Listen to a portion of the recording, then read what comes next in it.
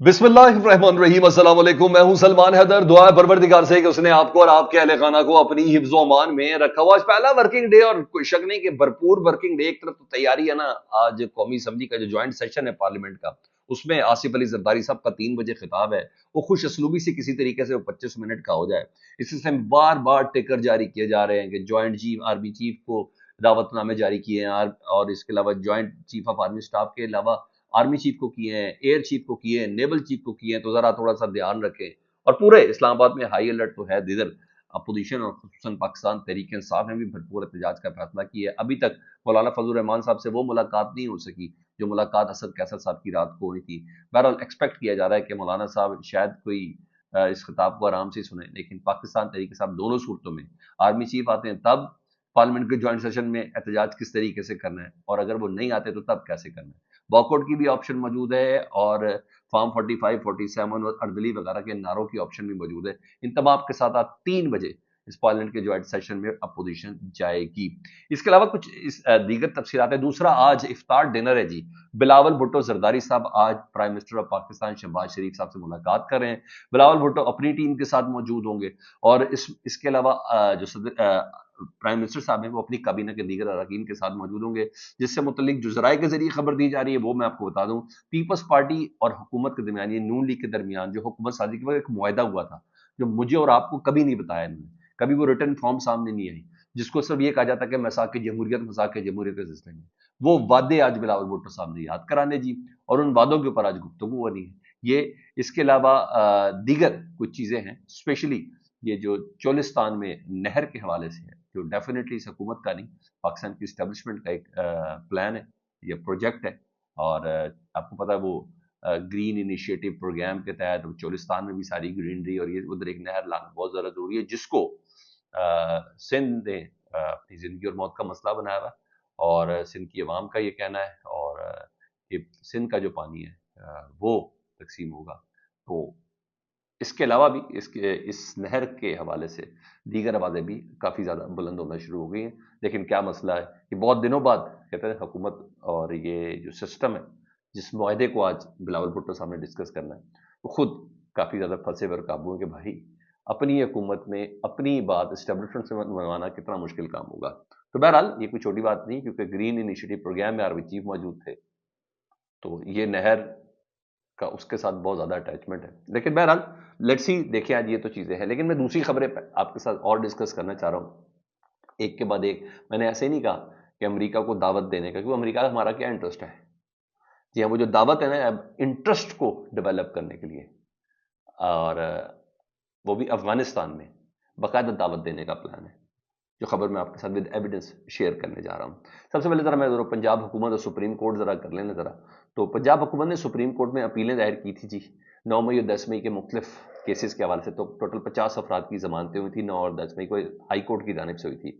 तो उन जमानतों को चैलेंज किया था पंजाब हुकूमत ने सुप्रीम कोर्ट में कि नहीं जनाब, ये तो पाकिस्तान के बहुत बड़े दहशत गर्द हैं, इनकी जमानतें मनसूख होनी चाहिए। पल्ले इनके कुछ है नहीं, एक टके का एविडेंस इनके पास है नहीं, तो उन्हें चैलेंज किया था। तकरीबन 50 के करीब केसेस हैं। तो जमानतें लाहौर हाई कोर्ट ने मंजूर की भी थी। तो आज एक नए वकील आए हैं जी, वकील साहब हैं जुल्फ़कार नकवी साहब। खैर हुकूमत के लिए तो नए नहीं है, मगर इस केस में बिल्कुल नए हैं। अब पंजाब हुकूमत ने इनको मुकर्रर किया जी, और कहा जाता है कि करोड़ों रुपए इनको फीस दी गई है जी। और वो आज वकील जुल्फ़कार नकवी साहब कहते हैं, उनका एक बैकग्राउंड है, वो भी मैं आपको बता देता हूँ। वो कहते हैं मुझे तो आज तैयारी के लिए वक्त चाहिए।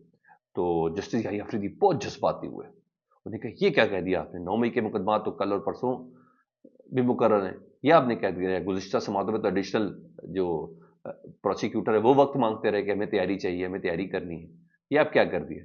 तो फिर उन्होंने क्या कि बस वो तो अब बता रहे समात के साथ थोड़ी अपनी अंगड़ाई वंगड़ाई लेनी थी। फिर उन्होंने कहा जो सारी बात है, पाकिस्तान में जो इस वक्त सिस्टम राइज है उसको जो मतलूब जवाब था वही उन्होंने दिया।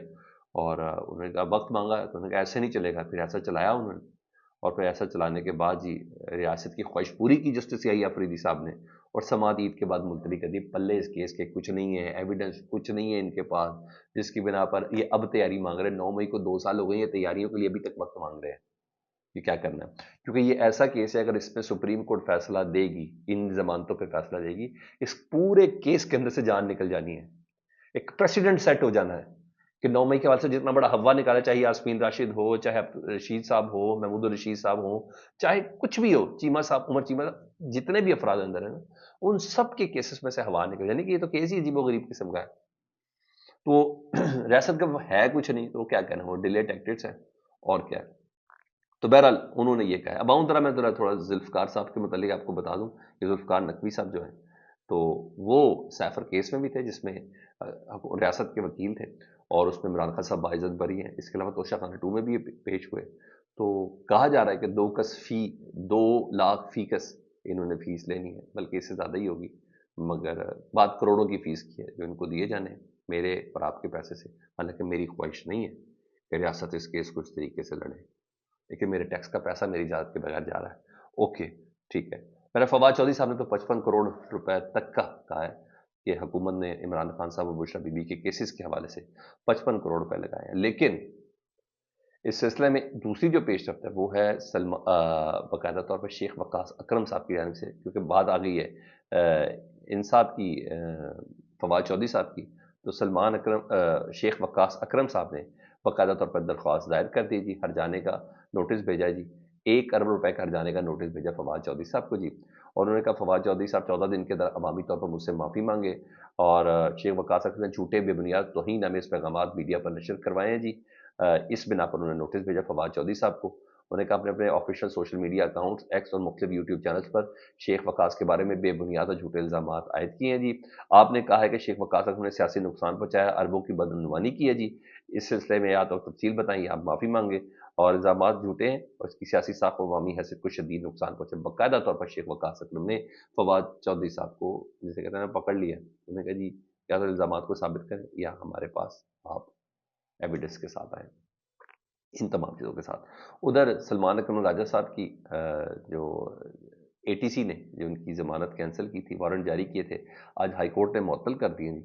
اور وہ سلمان اکرم راجہ بہارا کہتے ہیں خوف پھیلانے اور ہراساں کرنے کے لیے یہ حربے استعمال کیے جا رہے ہیں. ان کو بھی 26 نومبر کی ساری دنیا جانتی ہے کہ لاہور کے مال روڈ کے اوپر وہ تھے، وہ بتا رہے تھے کہ کیسے خالی ہے سارا. تو 26 نومبر کے اوپر ان کے اوپر کون سی FI اور اس پر وارنٹ گرفتاری بھی ان کے جاری ہوئے تھے. بہرحال اب میں ذرا آتا ہوں ذرا دوسری اور مین ان خبروں کی جانب جس نے باقاعدہ طور پر میری توجہ مبذول کی ہے جی. علی امین گنڈا پور صاحب سے متعلق کچھ انکشافات کیے ہیں صدیق جان صاحب نے. انہوں نے ریفرنس کوٹ کیا ہے عمران خان صاحب سے ملنے والے ایک شخص کا توسط دیا جی. اور صدیق جان صاحب کے مطابق عمران خان صاحب کا یہ کہنا ہے اس شخص کے بقول کہ علی امین گنڈا پور صاحب جب میں باہر آؤں گا تو علی امین گنڈا پور CM نہیں رہے گا، CM تو CM، وہ پارٹی سے بھی اسے میں نکال دوں گا. یہ انہوں نے انکشاف کیا. خیر میں نے وہ پورا ولاگ دیکھا جس پہ آفتاب اقبال صاحب صدیق جان سے بات کریں تو صدیق جان صاحب نے بتایا، انہوں نے سب سے پہلے الزام لگایا کہ PTI کی جتنی قیادت ہے کیا تو کمپرومائزڈ ہے، یا ڈری بھی ہے، گھبرائی ہوئی ہے، یا وسیع تر مفاد میں فیصلے کر رہی ہے. انہیں کہ اس قیادت کے ہوتے ہوئے عمران خان صاحب باہر رہا نہیں ہوتے. پھر انہوں نے علی امین گنڈا پور کی پوری ٹائم لائن دی ہے، 5 اکتوبر کی، 24 نومبر کی، ساری ٹائم لائن انہوں نے دی ہے. انہوں نے بتایا کہ کس طریقے سے ایجنسیوں کے بندوں نے MPS تک کو آواز دے دی تھی کہ یہ اس دن صدیق جان اور علی امین گنڈا پور صاحب آئیں گے، اور پہنچنے سے پہلے KP کے ہاؤس میں چلے جائیں گے.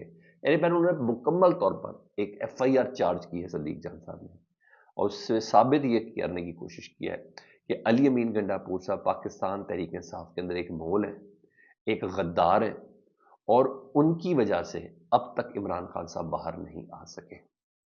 ساتھ ساتھ صدیق جان صاحب نے ایک بات کی جو مجھے بہت دل کو بھی لگی، وہ تھا کہ جب تک پاکستان تحریک انصاف کی قیادت عمران خان صاحب کی فیملی کے سپورٹ نہیں آتی، علیمہ خان صاحب کے سپورٹ نہیں آتی، یہ آفتاب اقبال صاحب نے کہا تھا، تب اگر وہ آ جائے تو 1 مہینے کے اندر اندر عمران خان صاحب رہا ہو سکتے ہیں. کہ باقی جتنی کیا جس پہ عمران خان صاحب اعتبار کرتے ہیں وہ کہیں نہ کہیں کمپرومائز ہو جاتا ہے. رہی بات علی امین گنڈا پور کو اس موقع پر پارٹی سے نہ نکالنے کی یا CM سے نکالنے کی، جو ان کا متبادل ہوگا وہ کس حد تک کمپرومائز ہوگا، اس پہ تھوڑا انتظار اور ویٹ ہو رہا ہے. میں اس کی یہ انکشاف ہے میرے لیے بہت بڑا کہ بھائی کمپرومائز تو صحیح، وکٹ کی دونوں طرف کھیلنا تو صحیح، لیکن بالکل مول اور کردار کا نہ کردار لینا، یہ میرے لیے خبر تھی۔ تو میں نے کہا یہ خبر میں آپ کے ساتھ ضرور شیئر کروں۔ میں نے پورا تقریباً آلموسٹ 40 منٹ کا وہ پوڈ کاسٹ ہے وہ میں نے سنا ہے۔ تو سننے کے بعد میں نے یہ نتیجہ اخذ کیا ہے کہ اس وقت عمران خان صاحب میں جیل میں رہنے کا جو وجہ ہے، جس میں اگر ایک شخص کی بات کی جائے اس میں علی امین گڈا پور ٹاپ آف دی لسٹ ہے، ادروائز پی ٹی آئی کی جو باہر کی قیادت ہے وہ کمپرومائز ہے۔ میں پارشلی اس میں بہت سی چیزوں سے اتفاق کرتا ہوں۔ پی ٹی آئی کی قیادت کے خلفشار انتشار وہ سب تو اپنی جگہ پر، لیکن ایک بہت بڑی وجہ یہ ضرور ہے، یہ واقعی ایک بہت بڑی وجہ ہے۔ اچھا، اس کے علاوہ میں جس بنا پر آپ کو ایک خبر دی تھی، اور وہ خبر تھی 22 مارچ کے حوالے سے، لاہور ہائی کورٹ میں جی پاکستان تحریک انصاف نے 22 مارچ کو ملاوی پاکستان میں جلسے کی اجازت کے لیے لاہور ہائی کورٹ سے رجوع کر لیا، اور اس سے پہلے انہوں نے ڈپٹی کمشنر کو اجازت مانگی تھی، وہ اجازت ان کو نہیں ملی، تو اب انہوں نے لاہور ہائی کورٹ سے کیا۔ اقبال خان بھاری صاحب نے درخواست دی ہے کہ درخواست میں chief secretary Punjab, deputy commissioner سمیت دیگر کو فریق بنایا ہے۔ 22 مارچ کو شام 8 بجے سے رات 12 بجے تک جلسہ کرنے کی اجازت مانگی ہے پاکستان تحریک انصاف نے۔ ادھر کچھ اور خبروں میں اے ٹی سی راولپنڈی سے 26 نومبر کے احتجاج کے 31 مقدمات پہ بشرا بی بی کی عبوری ضمانت میں 8 اپریل تک توسیع ہو گئی ہے، اور 26 نومبر کے اوپر بشرا بی بی میں 20 راولپنڈی میں مقدمات ہیں، اٹک میں 10 ہیں، اور چکوال میں 1 ہے۔ یہ جی، اور ادھر ایک اور خبر وہ میں نے کہا وہ بھی بتا دوں، اور آخر میں بتاتا ہوں امریکہ کو دعوت والی چیز، وہ یہ ہے کہ جی من پسند وزارتیں ابھی آپ کو پتہ ملی ہیں، کسی کے کہنے پہ ملی ہے، کسی کے بتانے پہ ملی ہے، کسی کی سفارش پہ ملی ہے، زیادہ تر تو ایسا ہی ہے۔ اس ٹائم خبر یہ چل رہی ہے کہ جی اب بنگلوں اور گاڑیوں کا مسئلہ پڑ گیا جی، اور نئے وزراء منسٹر انکلیو میں بنگلوں کی الاٹمنٹ کے بعد سرکاری گاڑیوں کی تقسیم اس وقت مسئلہ بنی ہوئی ہے۔ لو ماڈل کی گاڑیاں لینے سے ان وزراء نے انکار کر دیا ہے، اور شہباز شریف صاحب نے خواجہ سعد رفیق کی سربراہی میں ایک کمیٹی قائم کی ہے جو 30 نئی گاڑیوں کی خریداری کو دیکھے گی۔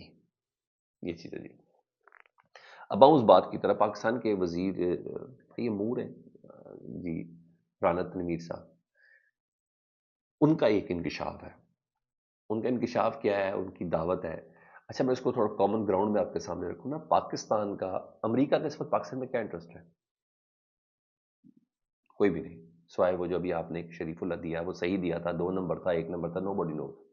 کوئی کہتے ہیں اسٹنٹ تھا ڈونلڈ ٹرمپ کا، کچھ بھی تھا، ادروائز کیا ہے انٹرسٹ ہے؟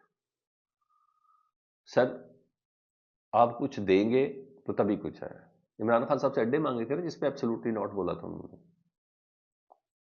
اڈے کس لیے مانگے تھے؟ افغانستان میں اپنے کنٹرول کو انخلا کے باوجود اپنے کنٹرول کے اندر رکھنا، اس کو مانیٹر کیا جا سکے، کاسٹ کم آتی ہے، کوئی ایئر بیس دینی ہے، کوئی چیزیں، یہ ساری باتیں اوپن ہو چکی ہیں۔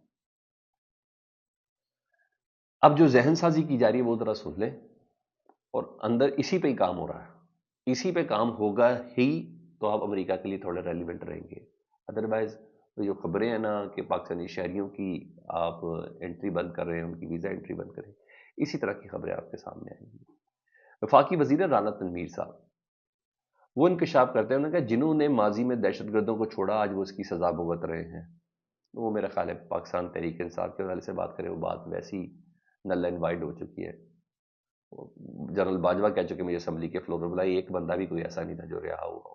ایک بار ڈسکشن چل رہی تھی، آج تک کوئی حکومت لسٹ بھی نہیں دے سکی، تو وہ ایک عجیب سے انہوں نے اسٹیٹمنٹ، وہ کہتے ہیں افغانستان میں جو چھوڑا گیا اسلحہ ہے نا، امریکی اسلحہ، وہ پاکستان کے خلاف استعمال ہو رہا ہے، اس میں کوئی شک نہیں۔ تو اس سے پہلے رشین اسلحہ استعمال ہو رہا تھا پاکستان کے خلاف۔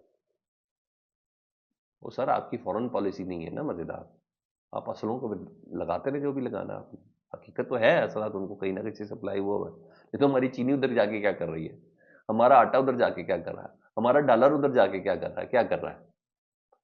کنٹرول اپنا پیدا کریں گے۔ اسمگل ہو کے کہاں سے آ رہی ہیں چیزیں؟ بارڈر پہ کون تعینات ہے؟ مجھے بتا دیں کس کی ریٹ ہے، کون سی حکومت ہے؟ بہرحال رانا تنویر صاحب کہتے ہیں افغانستان میں چھوڑا گیا امریکی اسلحہ پاکستان کے خلاف استعمال ہے، امریکہ کو چاہیے کہ وہ یہ اسلحہ خرید لے، یعنی افغانستان سے یا تو اپنا اسلحہ خرید لے، اسلحہ خریدے گا تو بھی پاکستان کا وایا استعمال ہونا ہے، پاکستان کی سرزمین پر۔ وہ جتنے بھی 2-2.5 لاکھ اس وقت افغانی ہیں پاکستان میں ہے نا، جنہوں نے طالبان دور میں امریکہ کی مدد کی ہے، وہ سارے پاکستان کے اندر ٹھہرے ہوئے ہیں، ان کی بھی کلیئرنس ہونی ہے۔ تو وہ کہتے ہیں اسلحہ پاکستان کے خلاف استعمال ہو رہا ہے، امریکہ کو چاہیے کہ وہ اسلحہ خریدے یا اس کو ختم کرے۔ اب ختم کرنے کا مطلب ہے امریکہ کو دعوت دی جا رہی ہے ایک بار پھر سے افغانستان میں کسی نہ کسی حملے کی، اٹیک کی، یا ایک آپریشن کی۔ اس آپریشن کے لیے گراؤنڈ جو ہے وہ پاکستان فراہم کر سکتا ہے۔ مجھے ایسا لگتا ہے کہ یہ ایک ذہن سازی ہے۔ باقی آپ کو کیا لگتا ہے؟ آپ مجھے فیڈ بیک میں ضرور بتائیے گا۔ اللہم صلی علی محمد و آل محمد۔